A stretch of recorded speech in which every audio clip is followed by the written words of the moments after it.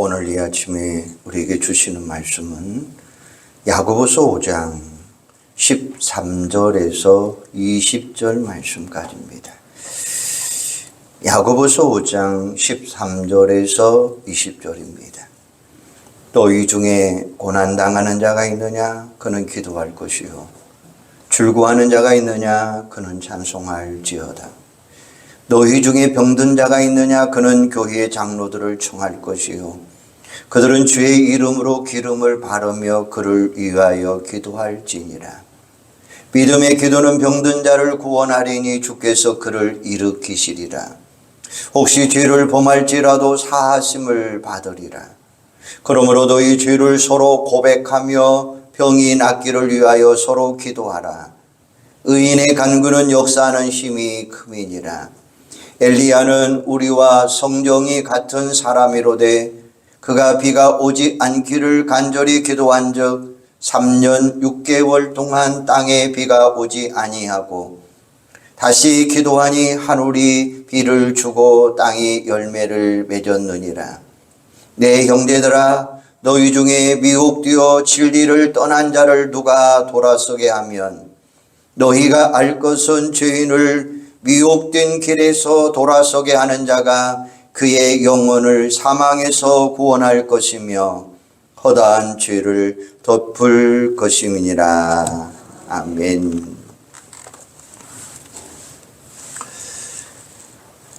여러분, 우리가 살다 보면 때로는 어렵고 힘들 때가 있습니다. 개인적으로, 가정적으로, 교회적으로, 국가적으로 위기적인 상황에 처할 때도 있습니다.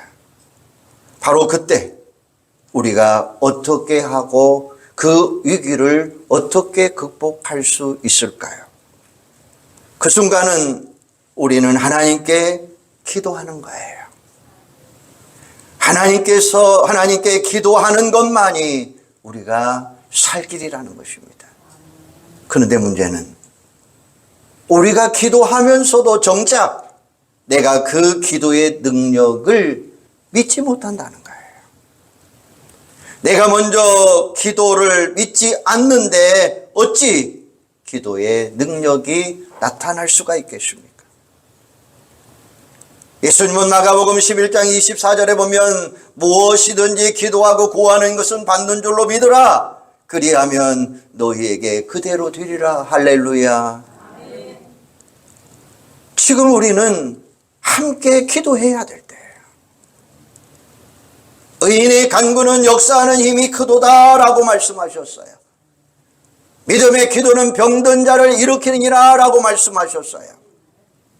그러므로 지금은 상하고 찢긴 이웃을 돌아보고 마음을 모아 그 누군가를 위하여 함께 간절하게 기도해야 될 줄로 믿습니다. 지금은 나 자신뿐만 아니라 우리의 가정, 교회, 나라, 민족, 세계 열방을 위하여 기도할 때라는 사실이에요. 야고보 선생님은 야고보서의 마지막 결론으로 기도를 당부하고 있는데 너희 중에 고난당하는 자가 있느냐? 그는 기도할 것이요. 즐거워하는 자가 있느냐? 그는 찬송할지니라 라고 말씀하셔요. 우리가 인생을 살면서 깊이 깨달은 것 중에 하나가 있습니다. 그것은 바로 인생은 고난의 연속이다라는 말씀이에요. 성경에 등장하는 인물들의 삶을 보면 모두가 다 고난을 받았어요. 그래서 사도 바울은 로마서 8장 18절에 보면 생각하건대 현재의 고난은 장차 우리에게 나타날 영광과 비교할 수 없도다라고 말씀하셔요. 그 당시 그리스도인들이 엄청난 고난을 겪고 있었다는 사실을 말씀해 주고 있고 베드로는 또 이렇게 말하고 있습니다. 베드로전서 2장 20절에 보면 선을 행함으로 고난을 받고 참으면 이는 하나님 앞에 아름다우니라. 이를 위하여 너희가 부르심을 받았으니 그리스도도 너희를 위하여 고난을 받아사 너희에게 본을 끼쳐 그 자취를 따라오게 하려 하심이라 라고 말씀하셔요. 그리스도인들은 예수님처럼 고난받기 위해 부르심을 받았다고 말씀하고 있는 거예요. 그런 우리에게 하나님께서는 야고보를 통해서 뭐라고 말씀합니다?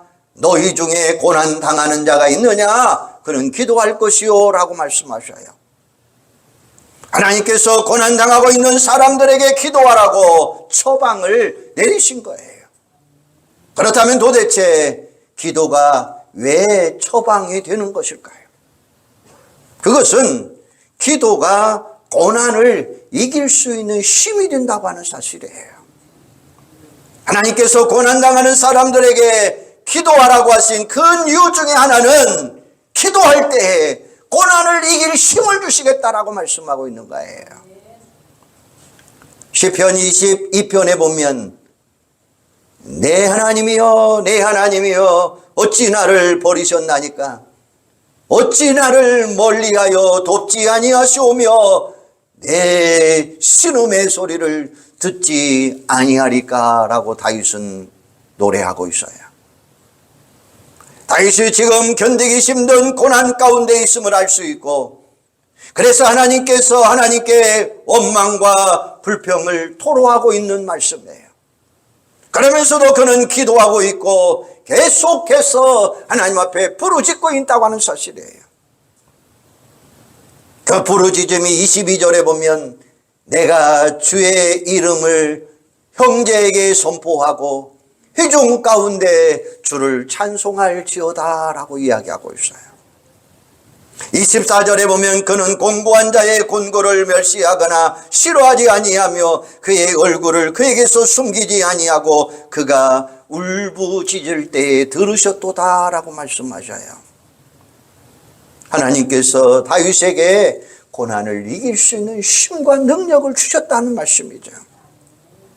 고난 가운데 찬양할 수 있게 하셨다는 것입니다. 그러므로 이길 수 있는 고난은 더 이상 그에게 고난이 아니요 더 이상 그에게는 고난이 약이 될 수 있다고 하는 사실이에요. 이처럼 기도는 고난 중에 있는 사람을 변화시켜 줍니다. 고난 때문에 쩔쩔매던 사람을 고난 때문에 찬양하도록 만듭니다. 고난 때문에 원망하고 불평하는 사람을 고난 때문에 감사할 수 있도록 만든다는 사실이에요. 그래서 우리는 고난당하면 기도해야 될 줄로 믿습니다. 기도할 때 고난을 이기게 하신다는 사실이에요. 고난을 당할 때에 기도할 때 그 기도를 통해서 하나님의 능력을 체험할 수 있다고 하는 사실이에요. 사랑하는 여러분, 참된 믿음은 고난의 때에 기도케 하며 즐거울 때에 찬송케 한다고 하는 사실이에요. 낙심하고 좌절하고 자포자기하기 쉬울 때에 고난을 만날 때 분노하고 하나님을 원망할 때에 고난이 너무 힘들면 극단적으로 생각하기도 하고 정신질환에 걸리는 사람도 있지만 그러나 참된 믿음은 고난의 때에 오히려 하나님 앞에 부르짖어 기도하는 줄로 믿습니다. 여러분, 고난이 올 때 기도하는 믿음의 확실한 증거를 가지는 여러분들이 되기를 주님의 이름으로 축원합니다.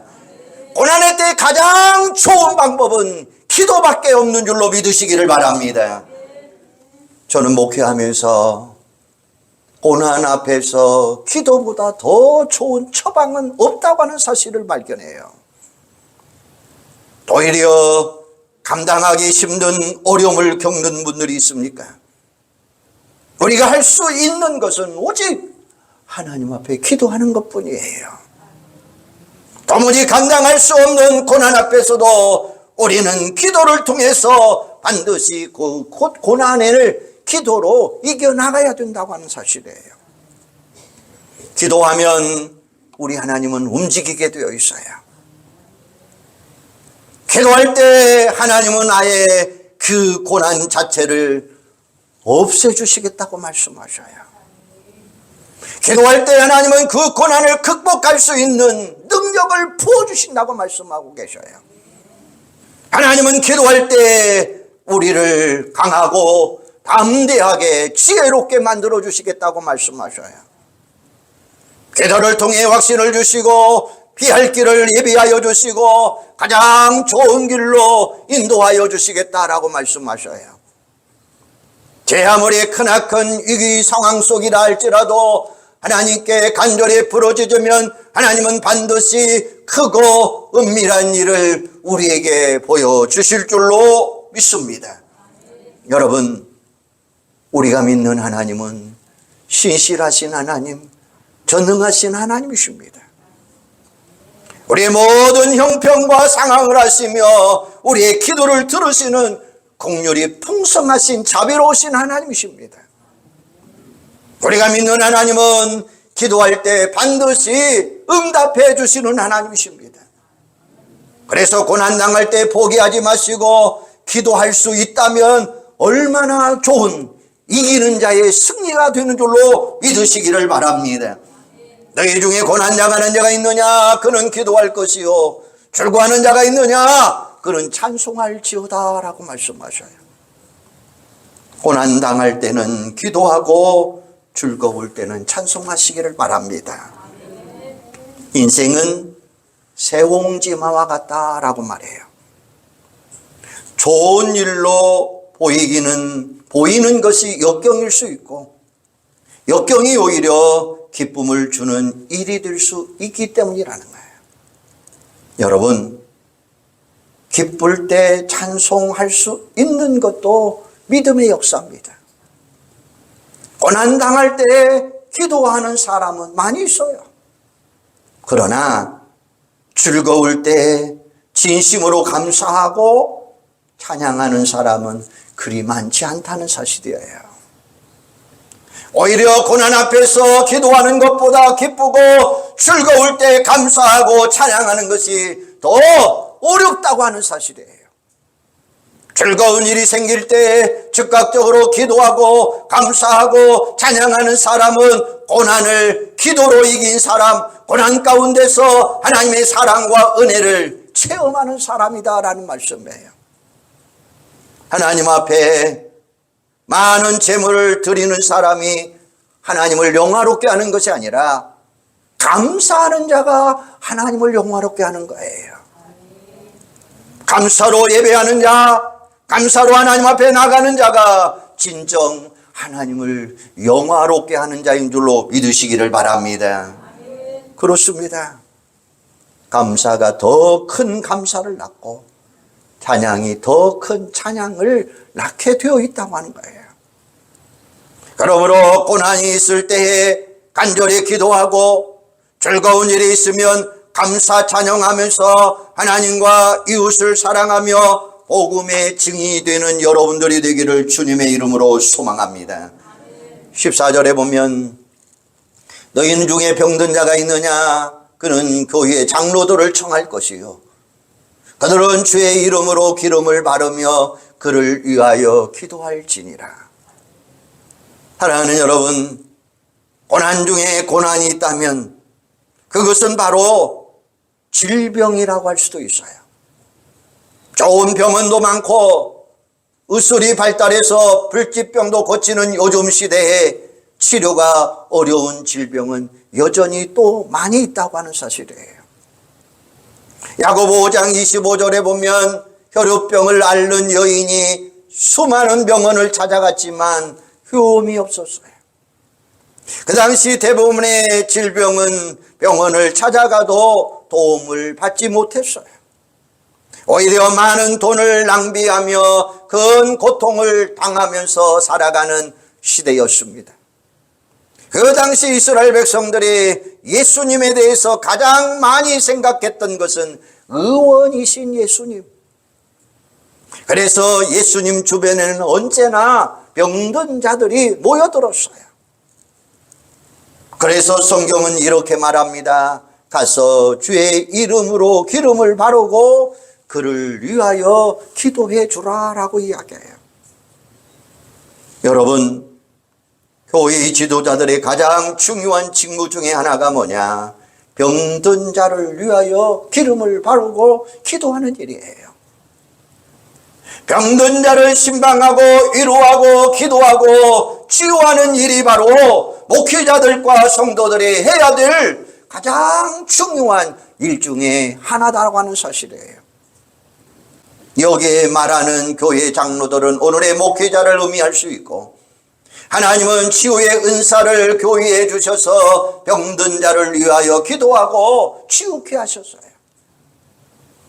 그런데 병든 자를 위하여 기도할 때 먼저 주의 이름으로 기도하고 치료하라 라고 말씀하셔요. 내가 아무리 신유의 은사가 있다 할지라도 고치시는 분은 우리 예수님이요 우리 하나님이 되시는 줄로 믿습니다. 그러므로 결과는 주님께 맡기고 우리가 할 일은 오직 기름 바르고 기도하는 일밖에 없어요. 고쳐주시도록 주님께 구하는 길밖에 없습니다. 그런데 여러분, 기도할 때는 기름을 바르고 기도하라 라고 말씀하셔요. 초대교회는 병든 자를 위하여 기름을 발랐어요. 이는 성령의 기름 부으심을 상징하지만 기름을 바르는 것 자체가 바로 치유의 방법 중에 하나였습니다. 좋은 약이 별로 없었던 그 당시 올리브유는 병든 자를 치유하는 약으로 쓰여졌어요. 그러므로 기름을 바르고 기도하라 라고 하는 이야기는 중보 기도를 요청하고 이와 함께 적절한 치료를 병행하라 라는 뜻이 담겨져 있어요. 의료 수단을 통한 치료도 소홀히 하지 말고 의술이 발달되고 좋은 의사 선생님이 있는 것은 하나님의 은혜예요. 좋은 치료학을 발견하게 된 것도 하나님의 은혜예요. 하나님의 은사는 다양하게 나타나고 있어요. 기도뿐만 아니라 의사 선생님들 통해서 병을 고치시는 하나님이십니다.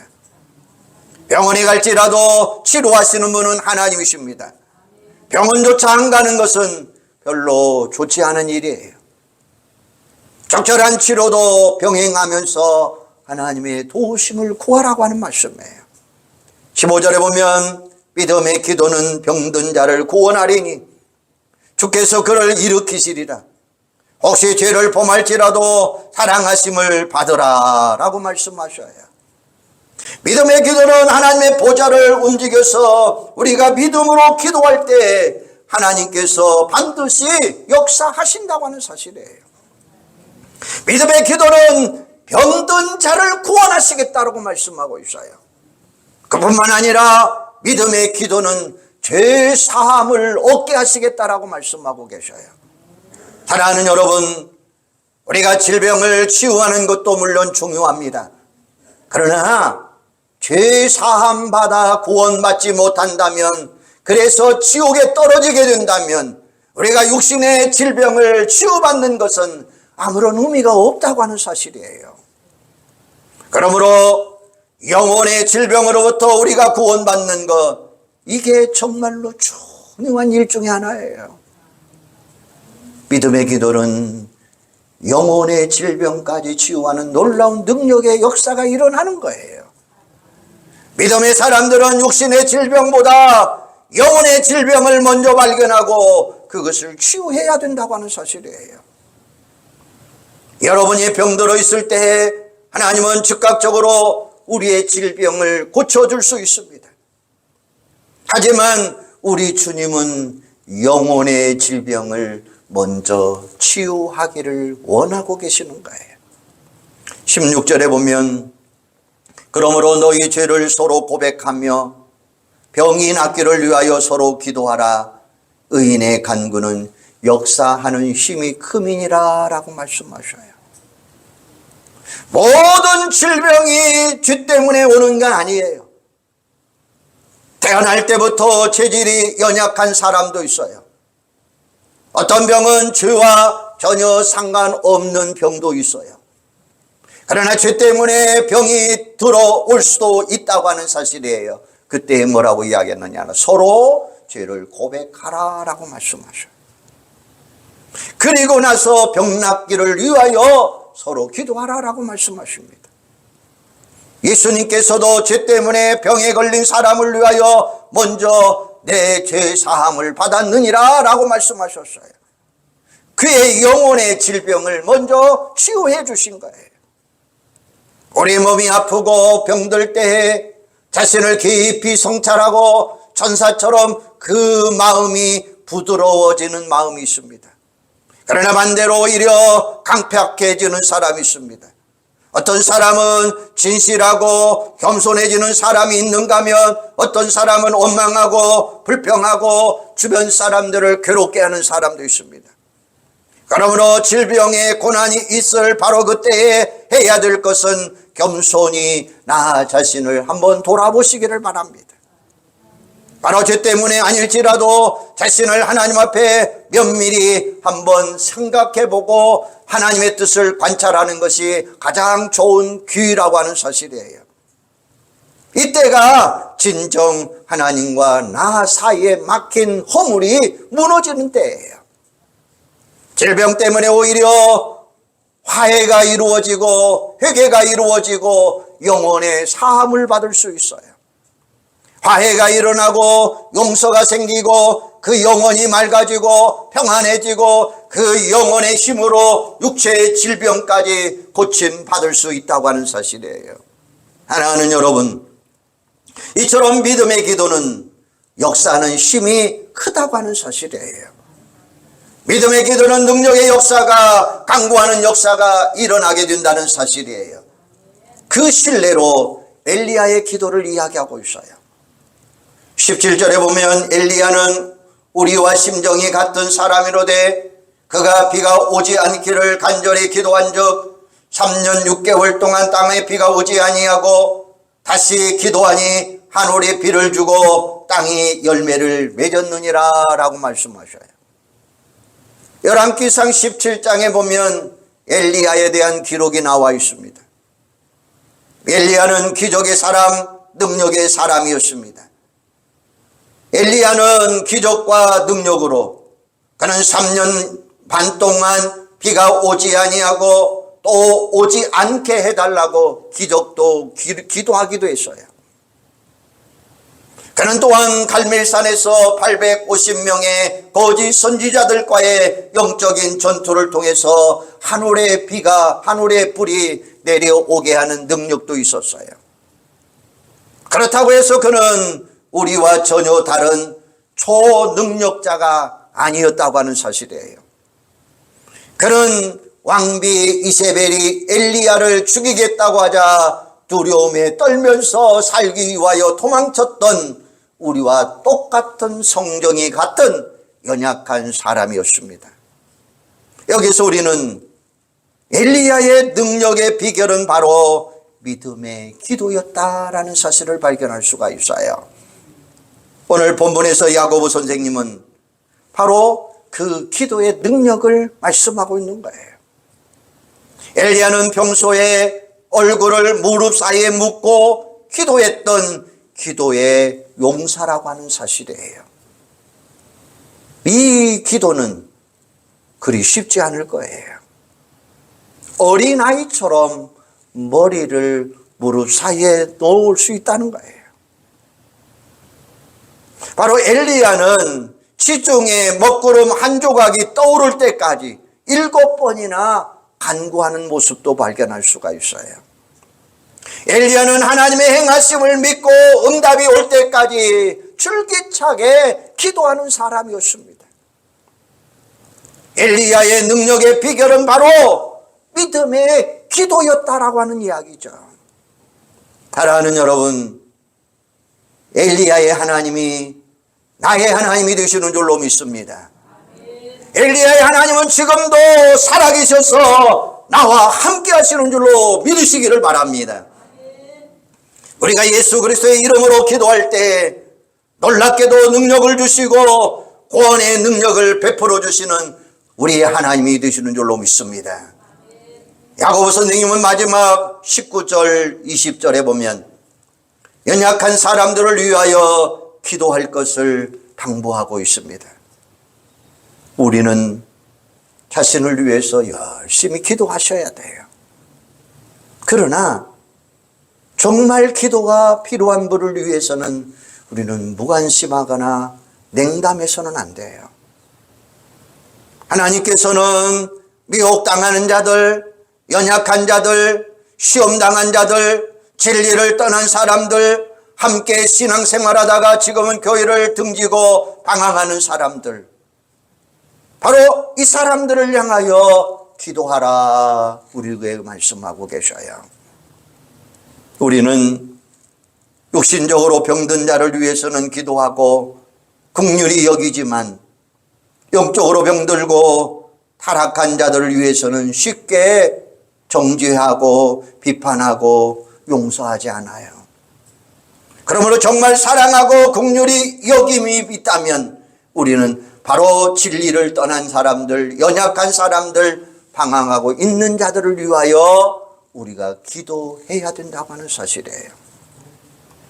지금이야말로 우리는 잃어버린 영혼을 향하여, 그들을 향하여 우리는 정말로 진심으로 기도해야 된다고 하는 이야기예요. 고난당하는 자가 있느냐 기도할 것이라. 즐거워하는 자가 있느냐 찬송할지어다.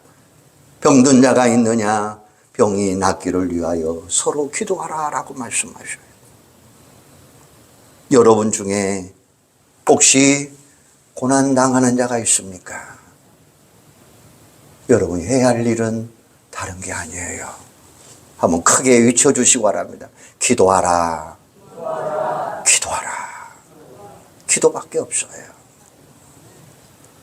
하나님께서 여러분의 기도를 들으시고 응답하시고 넉넉히 이 길을 힘을 주시는 줄로 믿고 기도하시기를 바랍니다. 즐거울 일이 있느냐 찬양할지어다. 하나님을 향하여 더 기뻐하고 감사하고 예배하고, 그리하면 하나님은 더 깊고 깊은 감사와 찬양이 넘치도록 역사하시겠다는 이야기예요. 혹여 얹지 않는 질병 때문에 고통하는 분 계십니까? 오늘 분명히 말씀하고 있는 게 있어요. 뭐라고 이야기했느냐? 믿음의 기도는 병든 자를 구원하리니 주께서 일으키시리라라고 말씀하셔요. 의인의 간구는 역사하는 힘이 크다라고 말씀하고 계셔요. 저는 이 말씀대로 그대로 이루어질 줄로 믿습니다. 특별히 우리들 주변에 돌아보시기를 바랍니다.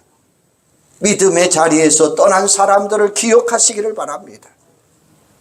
그들이 다시금 회복해서 예배의 자리로 돌아올 수 있도록 우리 간절하게 기도하시기를 바랍니다. 그리하면 하나님은 반드시 그를 주님의 품으로 인도해 주실 줄로 믿습니다. 마가복음 9장 29절에 보면 기도 이외에 다른 것으로는 이런 종류가 나갈 수 없다라고 이야기해요. 기도 이외에는 다른 종류가 없다고 하는 사실이에요. 의인의 간구는 역사하는 힘이 있다는 거예요. 믿는 자에게는 능치 못할 일이 없다라고 말씀하고 있어요. 기도만이 우리가 진정 살 길이라고 말씀하고 계셔요. 우리 모두 기도가 좋은 줄 알아요. 그러면서도 우리는 왜 기도하지 않을까요? 도대체 왜 그래요? 5만 번의 기도 응답을 받은 사람 조지 물러는 이런 말을 했어요. 기도를 시작하는 것은 참으로 중요하다. 하나님 앞에 바르게 기도하는 것도 중요하다. 그러나 가장 중요한 것은 기도를 쉬지 말고 계속 가라라고 이야기하고 있어요. 기도의 가장 중요한 것은 쉬지 말라는 거예요. 기도만이 살 길이라고 하는 사실이에요. 기도밖에 없다고 하는 사실이에요. 그러므로 우리는 이제 인간적인 방법 내려놓으시기를 바랍니다. 그 일은 다 뒤로 미루시고 엘리야처럼 주님을 향하여 먼저 기도에 무릎을 꿇으시기를 바랍니다. 지금이야말로 믿음의 기도로 나 자신뿐만 아니라 이웃을 돌아보고 마음을 모아 하나님 앞에 기도해야 될 때인 줄로 믿습니다. 날마다 믿음의 기도를 하나님께 올려드림으로 엘리야에게 임했던 하나님의 기적을 목도하면서 모든 영광 찬송을 하나님께 돌려가면서 여러분이 사는, 여러분이 기적의 역사가 일어나는 축복의 사람들이 되시기를 주님의 이름으로 축원합니다. 기적은 반드시 일어나게 될 줄로 믿습니다. 하나님은 병든 자를 세워주시는 줄로 믿으시기를 바랍니다. 믿음의 기도는 병든 자를 일으킨다고 말씀하고 있어요. 기도하시기를 바랍니다. 기도만이 살 길인 줄로 믿으시기를 바랍니다. 기도만이라고 하는 사실이에요. 오늘 우리가 다른 거 없어요. 우리 개인, 우리 가정, 우리 교회, 이 나라 이 민족 모든 것을 살릴 수 있는 길은 오직 기도만이라고 하는 사실이에요. 기도만이 살 길이라고 하는 거예요. 한번 크게 외쳐주시기를 바랍니다. 기도하는 것만이 살 길이다. 기도하겠습니다. 지금 이때가 기도할 때인 줄로 믿습니다. 지금 이때가 오직 믿음으로 나가야 될 줄로 믿습니다. 오직 기도밖에 없습니다. 인간적인 방법 다 내려놓게 하시고 오직 엘리야처럼 무릎을 꿇는 저희들이 되게 하여 주시옵소서. 날마다 믿음의 기도를 하나님께 올려드림으로 엘리야에게 임했던 하나님의 기적을 체험하게 하여 주시기를 원합니다. 엘리야를 통해서 역사하셨던 하나님, 오늘도 우리에게 역사하여 주시옵소서. 오늘 이 시간 병든 자가 있느냐 기도할 것이요 라고 말씀하셨습니다. 아버지 하나님, 우리 사랑하는 성도들 질병으로 고통당하고 있습니다. 어려워 힘들어하고 있습니다. 오늘 이 시간 성령님께서 저들을 만져 주시옵소서. 성령님께서 저들을 치유하여 주시옵소서. 성령님께서 저들을 회복시켜 주시옵소서. 나사렛 예수의 이름으로 명하노니 아버지 하나님, 병든 자가 이 시간 치유될지어다. 아버지 하나님, 성전 미문에 있는 안전뱅이가 예수 그리스도의 이름으로 일어나 걸어갈 때에, 걷고 뛰며 찬양할 때에 하나님의 역사가 임했던 것처럼 오늘 이 시간 우리 온 성도들의 질병들이 나사렛 예수의 이름으로 치유되는 역사, 회복의 역사, 능력의 역사가 일어나게 하여 주시옵소서. 걷고 뛸의 역사가 일어나게 하여 주시옵소서. 그래서 온 성도들이 기뻐하며 찬양하며 하나님 영광 돌리는 귀하고 복된 자들로 세워 주시옵소서. 예수님의 이름으로 기도하옵나이다. 아멘.